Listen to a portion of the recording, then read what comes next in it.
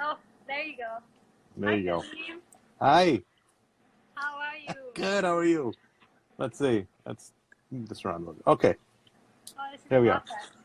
So I think this is the first time for both of us to Yes, it do is. Instagram Live. It's fantastic. Yeah. So it's going to be fun. I have a lot of questions lined up for you, and Sure.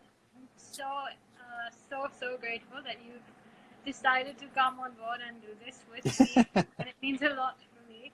And we also have some friends mostly, but anyone who's joining in who can ask questions on Of the course. topic. So we can look at that as we go along or towards the end.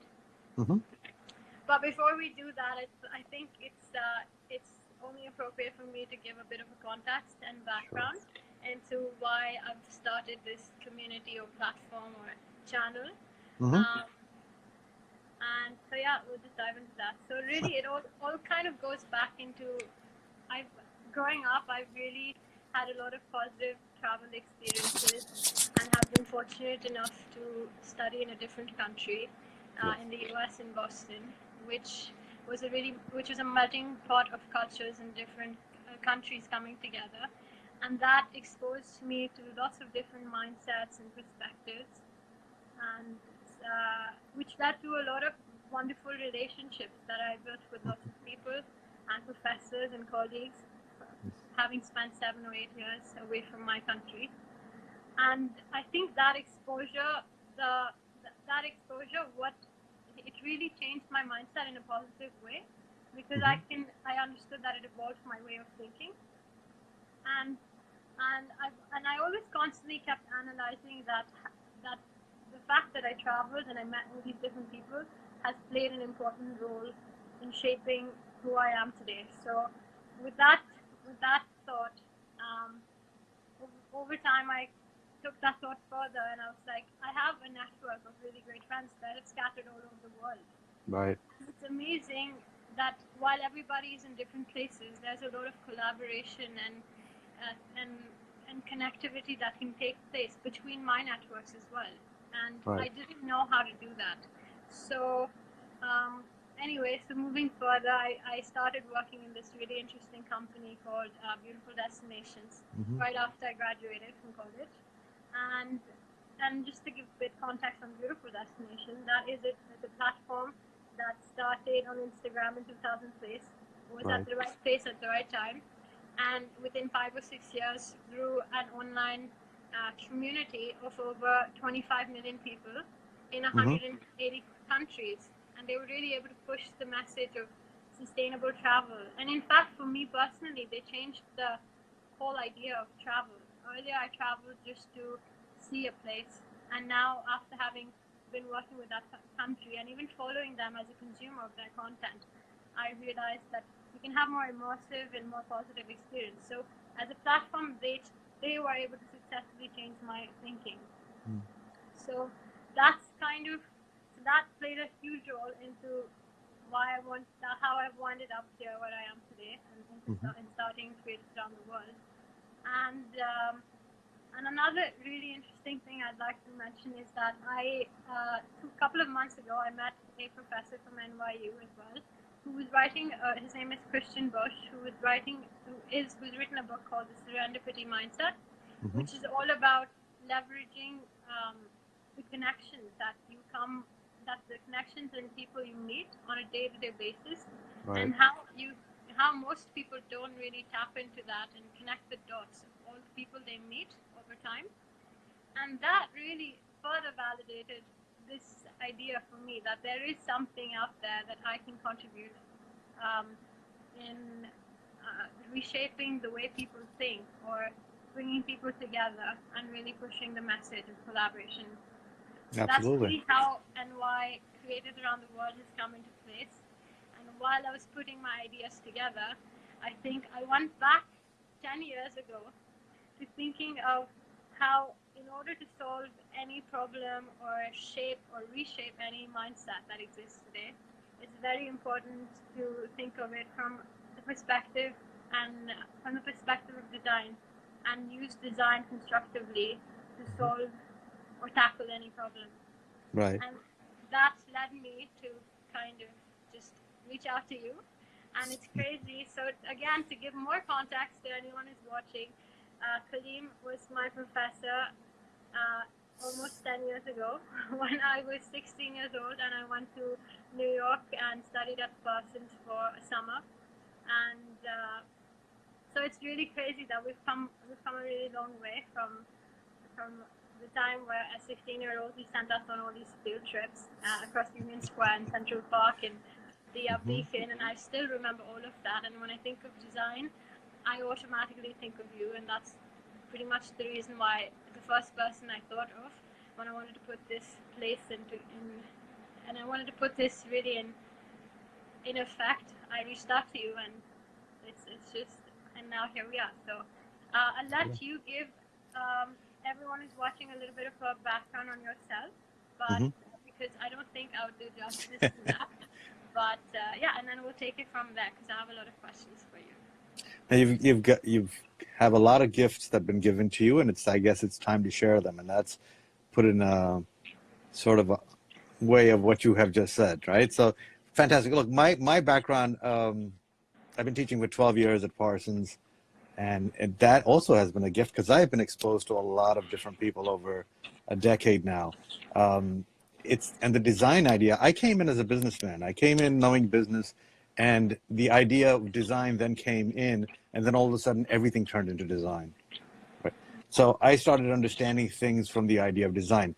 As we moved along, you start understanding those things, and you start putting them together with other ideas. Design itself can be applied to anything. And I know one of the things you wanted to talk about today was game theory, and that too is an umbrella for social sciences.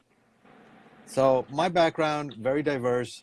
It probably would take more time than we have to go over it, but in a sense, it's fascinating, having a conversation coming from a background of academia and coming from a background of business. Yeah, that's great. I genuinely believe that if we tackle anything we want to, if there's anything we want to change, we should look at it from a perspective of design, which is interesting because when I reached out to you and figuring out how to incorporate design thinking into starting this off, strangely enough, you introduced me to a completely new concept of game theory and of asynchronous design. Yes. And we have been putting out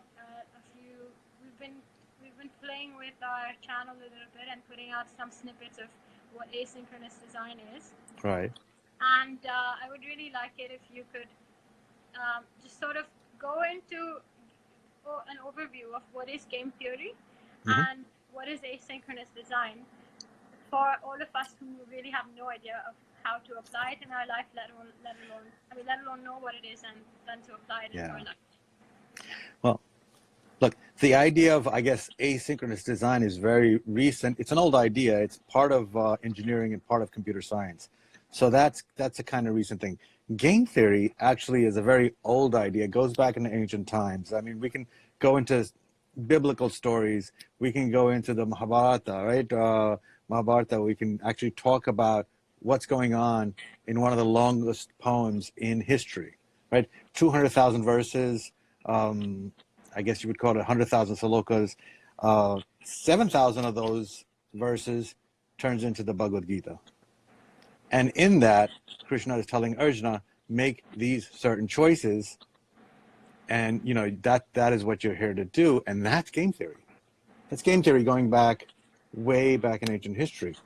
Come way forward to about 70 years ago, roughly, John von Neumann decides to put that into play and start proving these ideas of social interaction. So John von Neumann, it really starts it. And then you get into these other ideas of game theory that most people know about, but don't know what they apply to. And I can actually bring those back to the Mahabharata, the idea of dominant theory, which is the prisoner's dilemma. Everybody knows about the prisoner's dilemma, right? We always talk about it. 2,000 articles written on it. But what does it really mean? And how does it really apply? And then the Nash Equilibrium are the two main things that people know mostly about, because there was a Beautiful Mind movie that was made about John Nash, so people know about that idea. So what is the dominant theory? The dominant theory is that what's best for me, and it comes out of the Enlightened era of David Hume, Hobbes, Adam Smith, The Wealth of Nation as an economist. The dominant theory is I do best with what's for me. Nothing wrong with that idea, and you should do what's best for you. But you should also look around what's going around in your context, in your environment, on the globe, and all these other things. So the dominant theory, the prisoner's dilemma, is everybody's going to do what's best for themselves. And this plays out in history. So the Mahabharata actually goes with the Nash Equilibrium. And what Krishna is saying is do what's right and do what's best for all around. So you've got these ideas really playing out through history, coming forward to this time, day, and age. How does that, again, play out throughout history? Well, the nuclear crisis. Remember when the Cold War happened? Well, that was two countries going with a dominant theory. Colonialism is a dominant theory, right? Britain did what's best for them, no matter what effect it had on the rest of the world. Right? They basically imploded India, but that was fine because it was good for Britain. That's a dominant theory. And Adam Smith realizes that. And the reason I refer that is John Nash actually refers to that he's going against Adam Smith in making his theory that what's best for everyone is the Nash Equilibrium. So when you look at things, what is the best outcome for all of us? And that's partially, we can get into different things. Game theory is very, mathematical, and you get into all sorts of theorems and ideas. But to really break it down, and that was one of the reasons why I wanted to create the course at Parsons, was Game Theory by Design. How do I introduce this to design students without bringing in algebra and calculus? And so bringing in ideas like this and explaining it in that way was one of the ways that I did do it. How does that come into asynchronous design? Once this whole COVID-19 idea started a while back, I started thinking through, well, we are communicating asynchronistically. The old idea of asynchronous design is circuit boards. What does that mean for us in design is that we have to think of many choices and then navigate through those choices in time. So it's like agile thinking. It's like engaging people in different directions, but then creating a path that makes the best sense. So you and I were on WhatsApp. We are now on Instagram. I received an email from you. That's all very asynchronistic just to get this idea flowing, right? Just to get us in a conversation together. So that was asynchronistic. What does that mean for everything else? Well, what about industry? Well, not industry has to think asynchronistically. One of the things we have this idea of social distancing. The reason we're in this situation is because we're socially close, right? This whole idea, technology has made the planet connected, so that this virus, as soon as it happened, everybody knew about it. Everybody started protecting themselves. Everybody started communicating. And then you have this entire decision-making among governments. And you realize that social media has this power to connect people and help people make decisions. Yeah. And then, you can go back to the idea of design, go back to the idea of game theory, and see how that happens going forward. And how do you help people? Part of it is understanding historically, and part of it is understanding your present context, where it is. And most people don't equate those two things. History is one thing, what's happening now is another thing, but they're connected. They're very connected. And that's one of the things I started off with, an old ancient text. There's other texts we can use, but I figured for the context, we use that because people are familiar with it. Yeah. It's quite interesting that you mentioned the Mahabharata, and we've talked about this a couple of days ago, because that's it is something that's been exposed to most Indians, but yes. Indian people, but not so much in my generation, and I am quite certain of that. So it's quite interesting, as you said, that we've come a long way from using it in ancient history to using it now. And from what I understand, asynchronous design, or thinking asynchronistically, is, in putting in layman's terms, is practically just thinking differently than you are used to thinking, the way you're thinking. Right. Is that right?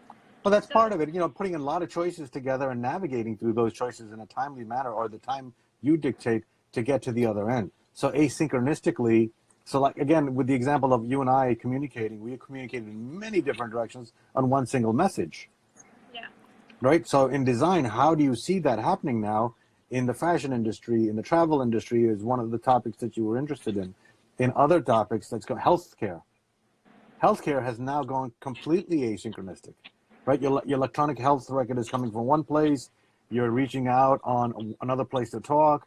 You're being reached out to get on a schedule on a different communication level. You've got an app.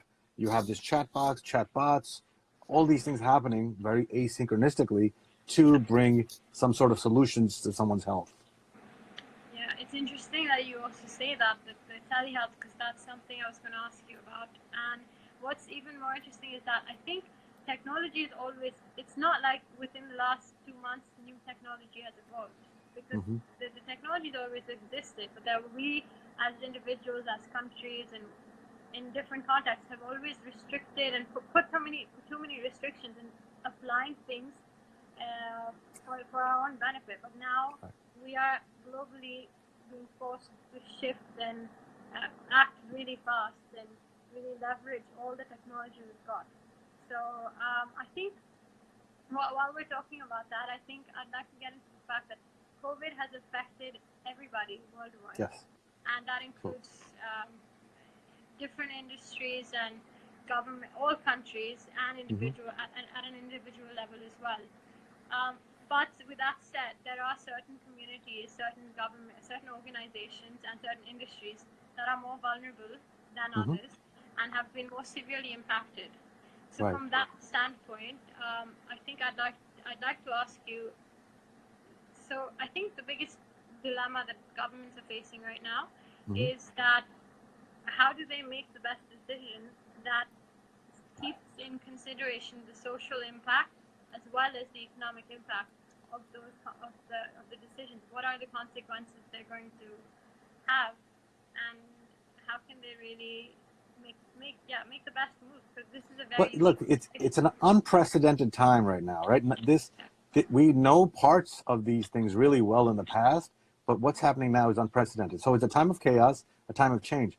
Those things bring huge opportunities. They're challenges. How do we address those challenges? So what happened in the past was governments or people in power, and I put power in quotes, made decisions and everybody followed, which is still kind of happening. But people are communicating in many, many different ways because we have the capability to communicate. So that's putting things into flux. And then now you can fact check everything because of the storage. Remember, the big difference right now is we can store enormous amounts of data. We never could do that in the past. Statistics has been around for a very, very long time. But now it's called data science. Very similar. And now we can create algorithms, which is named after Al-Khwarizmi, but way back when, right, hundreds of years ago.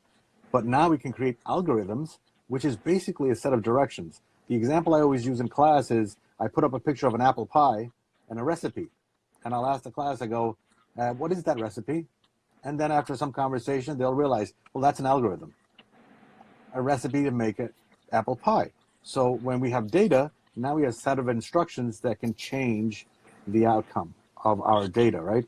Amazon uses this. When you go on Amazon, your prices will go up and down because they've got bots going around and really going through the data to see what your trends are. Getting back to your question about COVID-19, we have all this available across the planet. So now we can get real data, but we still have people wanting to influence the things in a different direction. What sense do we make out of it? How do we navigate it? Those are the questions. It's a moment of chaos because we're not listening to one thing. We had the plagues. We have had plagues and plagues and plagues. Human history is full of them. But we were never able to communicate the way we communicate now. And we can communicate asynchronistically. So if you block me on Instagram, I can go to my email. You block me on my email, I can go to WhatsApp. You block me on WhatsApp, I can go to WeChat.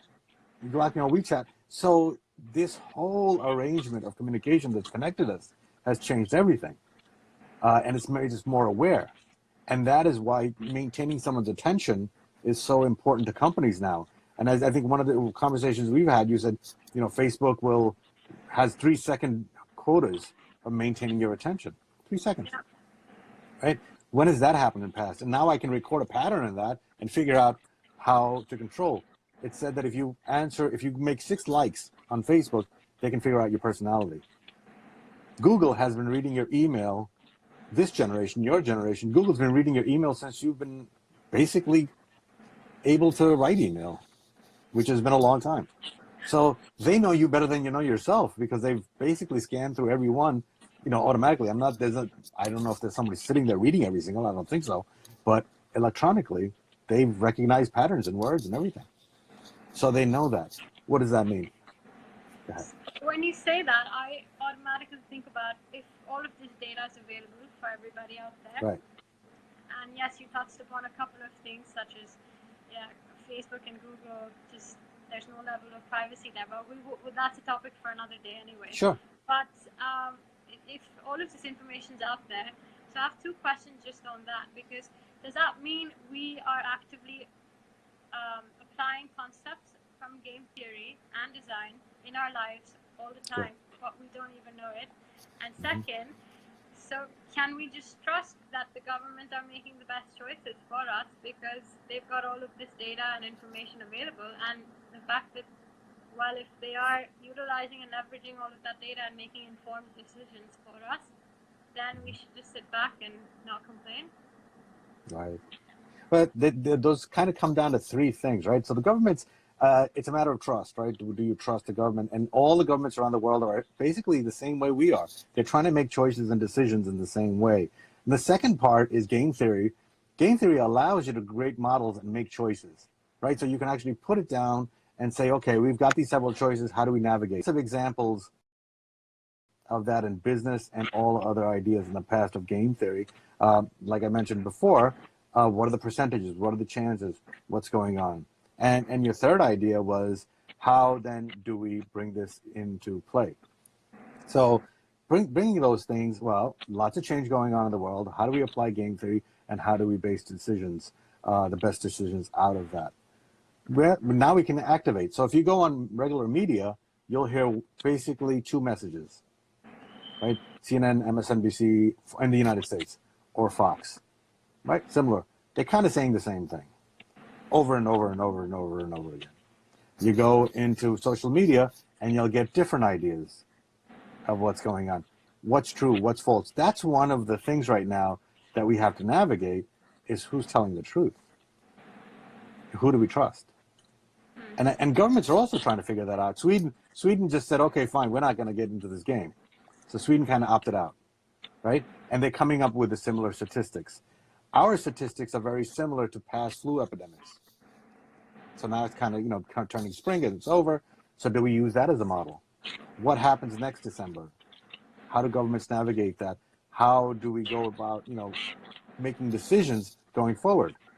Masks are now very popular, but masks don't really do much. I mean, you have an N95 mask that I didn't even know what an N95 was a few weeks ago, but now I do, because it's a very prominent idea.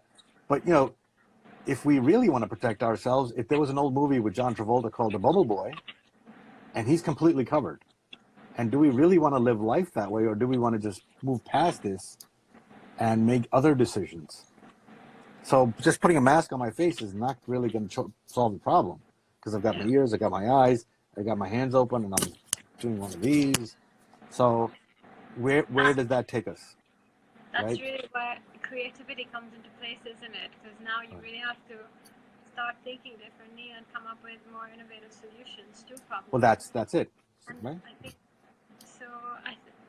With all of that said, I think I'd next like to move on to the next question, which is, I thought from an industry standpoint, as I said before, there are certain industries that are more hit by the crisis compared to the others.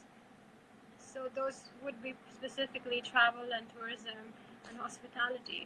And I think they are struggling so much. So, of course, they're going to have to come up with some level of collaboration. Or I'd like to know your thoughts on what are these industries, such as not just travel, but also food and beverage. Or because going to restaurants is going to not be how easily we just went out and dined. That's going to change a lot, which says a lot for the F&B business entirely. And these are massive industries, so it's affecting a lot of people. So how can they start thinking asynchronistically and applying this as well? Right. So most of the industries you just mentioned have certain things in common. They are exhibitionists, right? So the fashion is something you show, it's something you travel. Much of Asia travels to Europe in fashion. to get over the VAT tax and then bring it back, and all these different things. Very connected. So first question would be, who's the customer? How do we bring value to that customer? How do we ask that question? So who is the customer in all this? It's the individual that wants to go outside. The clothes are something you put on outside. All of us being home right now have changed our attire.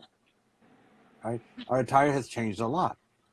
So what does that mean to fashion? And is that a pointer where we want to take this and solve that problem? Hotels, the same thing. Tourism, the same thing. It's something you go outside and do. So now how do you solve these problems? Well, we have communication and asynchronous design. We can give certain directions in an app. We can create certain directions before someone shows up on how to do things. We can create design environment where people protect themselves. One of the first things I noticed when the COVID-19 happened was when I would see somebody, we would start avoiding each other. That's basic game theory, right? And you see that in traffic, in the United States, right and left. So everybody goes right, you go left. So if you approach somebody in traffic, we would do right and left. And I see that happening when I walk to somebody. And I see the opposite happening when I go to a British colony in Asia, because it's opposite. So I notice when I go there, everybody will want to walk to the left. That's cooperation and non-cooperation. So when I'm approaching somebody, it's not, I don't know what they're thinking, so it's not cooperative. But then when you realize, you start doing this dance, and I call it the COVID-19 dance. I see it everywhere.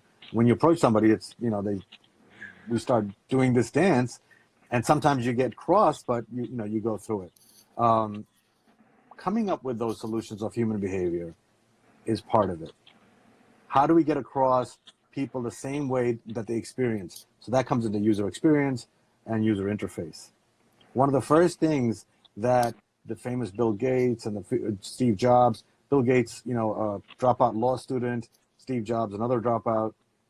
Basically, one thing they recognized at PARC, which is Palo Alto Research Center for Xerox, one thing they recognize is interface. And that's where they take on to the next level. That idea is still true. See, fashion, travel, tourism, hotel, it's interface. You're going into a place and you're physically going into a room. You're physically putting on something while you see something attractive, a trend. How do we influence people? So how do we now take those ideas and communicate them differently? Is part of it. So it's quite interesting, because another area where I think about this a lot is you talked about physical distancing is something that's it's the harsh truth of our lives today. And that means, I think that's going to say a lot to how architects design spaces going forward. And, right. And they need to accommodate large amount of space between people, but that means they have to change the entire model of how they've been working for the last decades. And right. if that's a thing, then what does that mean for the real estate market?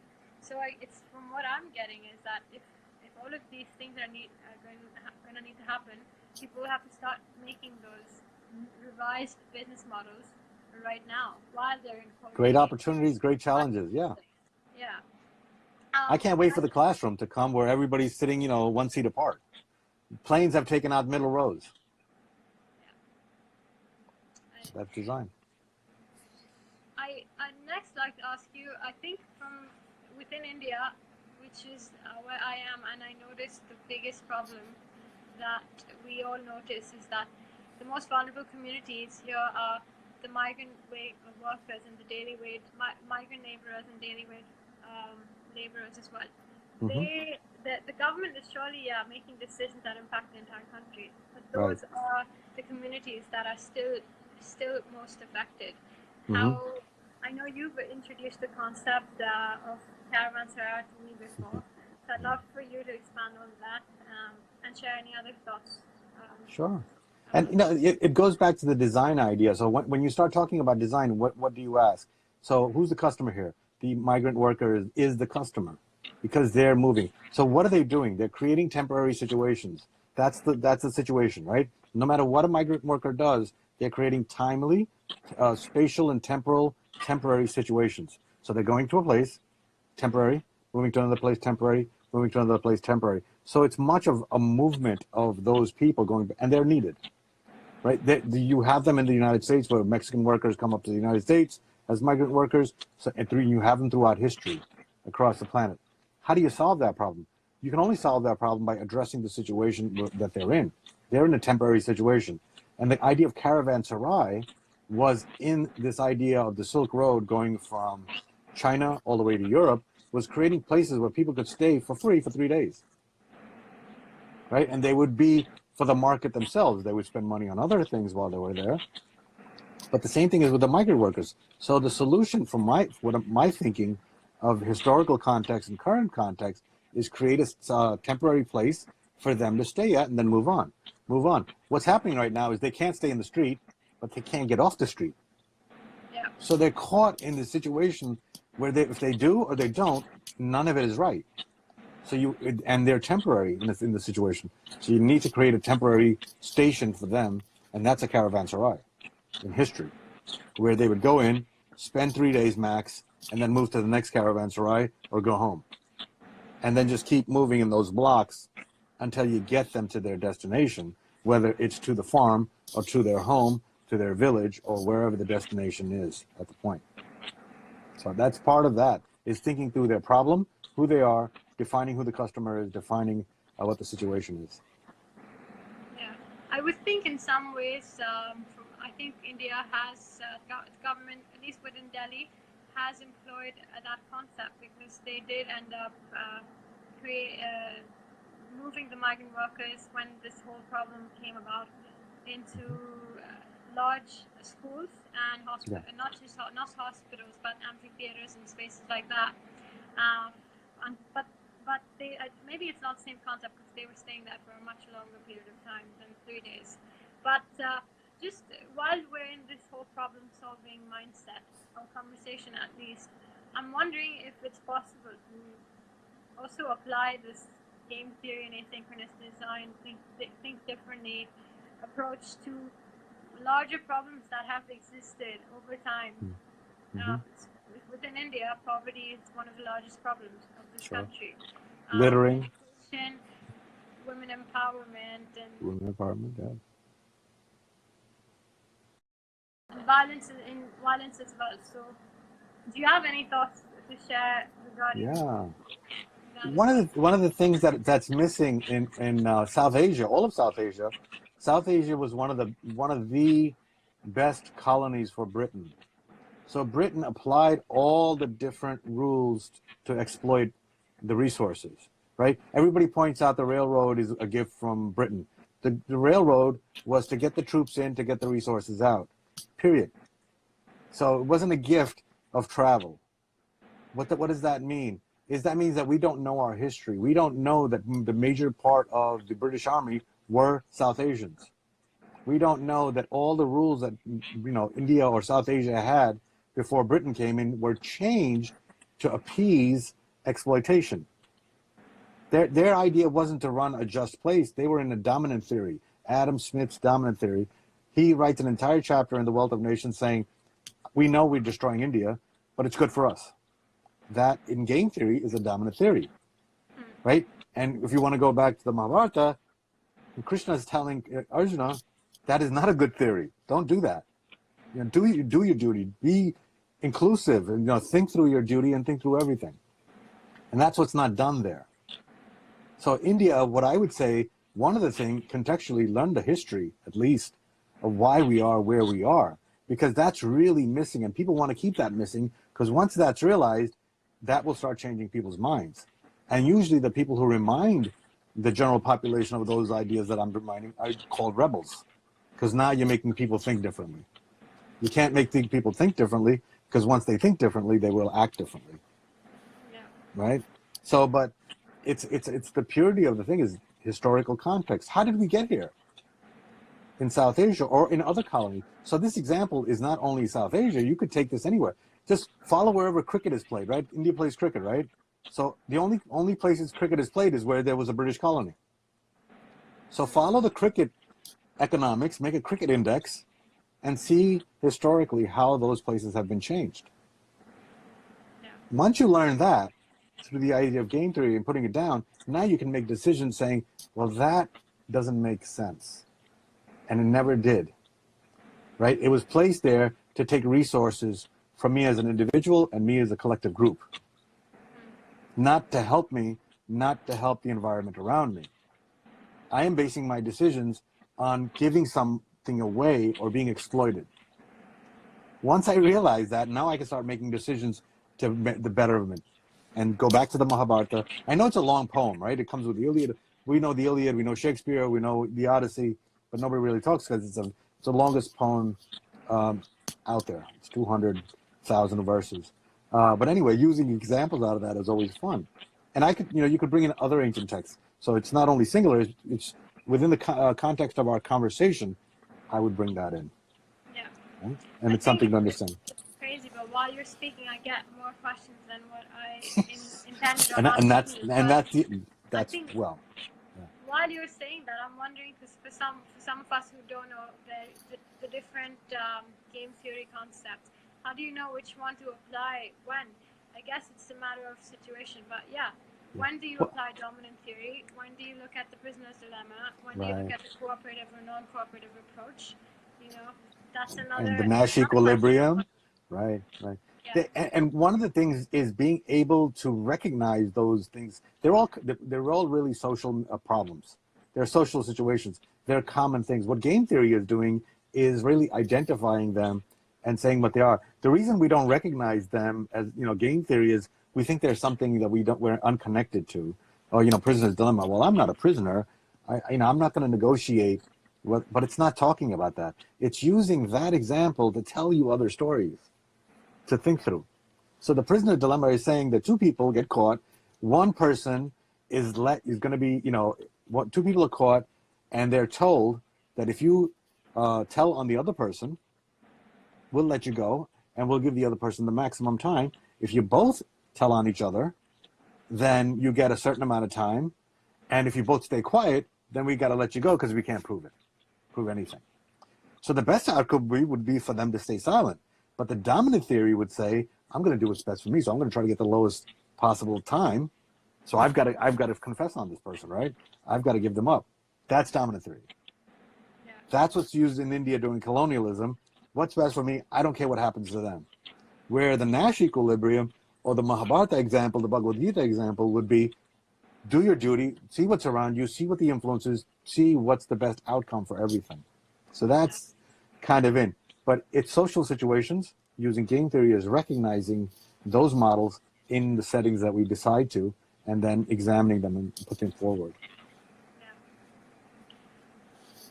Well, again, I can go on this topic as well, but okay. I'm gonna go into my next question because I think that's quite relevant in the context of the people who would watch this, who predominantly would be in their mid to late 20s. And I think for us, we are in this without defining decade. Yes, you've been saying that to me for a very long time. Yes. And I think for us in general, we're always confused about how to move forward in our life, what decisions to make, which career path to take, what we want. We don't even know that sometimes. So I know you shared an assignment with me, and you can share it with whomever decides to. Yes, and I mean, it blew my mind because I was like, yeah, well, if so many times you can apply these concepts, a lot of the time we know the right thing to do, but we just don't apply it, knowing that.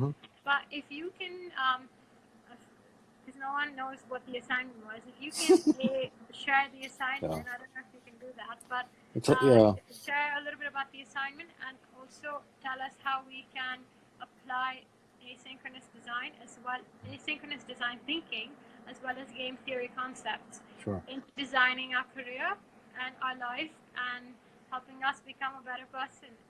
Yeah.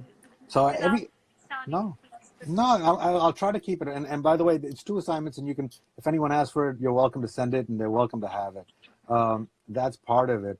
One of the things that I wanted to say first was people in their late teens or mid-teens to mid-20s are in their defining decade, right? The defining decade is going to bring about whatever you do in your 30s, because then 30s is a different situation, 40s, and we can go into different models, and we can go decade by decade.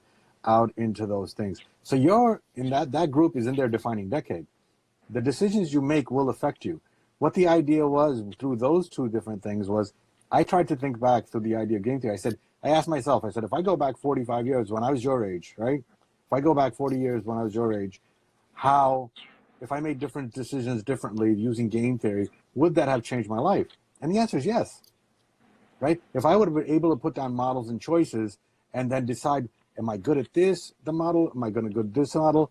And, the South Asian model is either you're a doctor, you're an engineer, or, you're a pilot or some sort of profession that's socially very acceptable. Well, you can put those down, but then you can go in to say, well, what other does a doctor do? Well, there's telehealth, there's technology that's connected to that, and there's all these other ideas that are connected to that. So even if we pick those three really popular choices in South Asia, we can then break them down and to see what my best skills apply to that. Do I want to go into research? If it's a pilot, do I want to go into aeronautical side of it? What, communication-wise? How do a seat set up? How do I design a plane? Other things. So you can actually approach, life in that decade, the defining decade, in many ways going forward by breaking it down. And the game theory idea comes in because that allows you to make a model. That allows you to put down choices. And the asynchronous idea gives you many choices.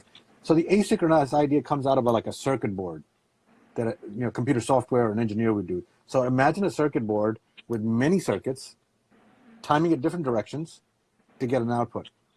So asynchronous design applied in game theory, applied to your defining decade, would be put down all your models on paper, go through your decisions, break them down, see what the best ones are, see how they join up, and decide on an end. And if you can do that, the outcome should be more regulated to where you're going. And it's just a way of planning. One of the things I think I've told you in the past is I did a project management class for 8 years. And I would always tell the students, get a goal in the first 40 minutes. And people would just go crazy. I can't make a goal in 40 minutes. I can't make a goal in 20 minutes. And I said, just set a goal. I don't care what it is. Just set a goal. You want to make a company. And some of these folks over the decades have gone on to start their own companies similar to those projects that they did in class.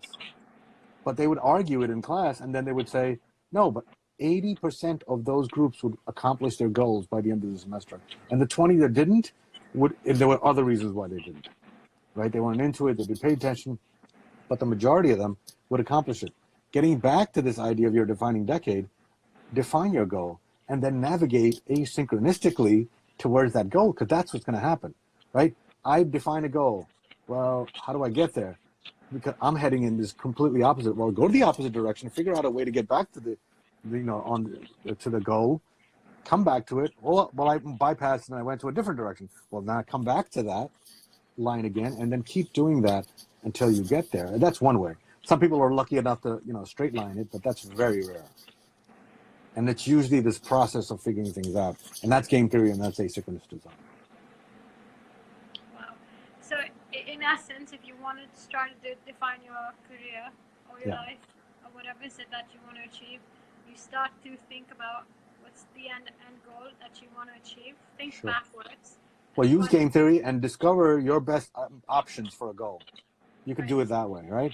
Once you've established that goal, now you can plan, again, game theory and asynchronous design to get to that goal. It might not work either. Yeah. But you have these situations, so you keep changing, and when you get off navigation, you keep changing back and forth until you arrive at that place or a similar goal. Do you have anything to say for some of us who don't know what we want to do? No, and that question always comes up, and I believe when back with your class, that question comes up, and I've gotten so used to it. People always say that, I don't know what to do.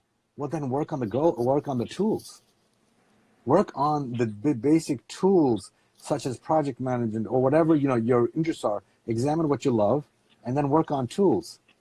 And what are those tools? Well, management ideas, all these design ideas, and keep building them. People don't get lucky. They get lucky when they're prepared to get lucky. You have to be prepared. If you're not prepared to get lucky, you won't get lucky. Right? So luck is on the idea of preparation. So be prepared, and you get lucky. So then you can say, I'm a very lucky person. But if you weren't prepared with the tools, you won't get lucky, because nothing will happen. So part of it is developing those tools. I think these are concepts that sometimes we are aware of them, but it's just a lack of application. And it is also not just for a defining decade or 20s who can apply this, but people in their 40s Sure. and 50s, 60s, course. they have different challenges. So it's really just, I think it's just really about getting down to it. So I think I'm going to try to start wrapping up. But Sure. a friend has just asked, would love to read the document where this is summarized. So Well, you can forward the assignment and the asynchronous design assignment, and that's part of it. And then summarize. I guess you can. That's up to you. Yeah. How you want to create that. We'll do that. But well, it's quite exciting because we have a more in-depth workshop planned with you tomorrow in the context of fashion, and I think I'm really excited about that because we've got a good lineup of really hustling entrepreneurs and creative individuals are going to be joining us. It should be a very good conversation. I'm very excited. I read some of their bios and up and coming and really exciting because we're in a time of change and things have changed in 4 weeks more than they did in 10 years. So it's an exciting time for them. It's a challenging time for them. I know people are scared, but that's okay.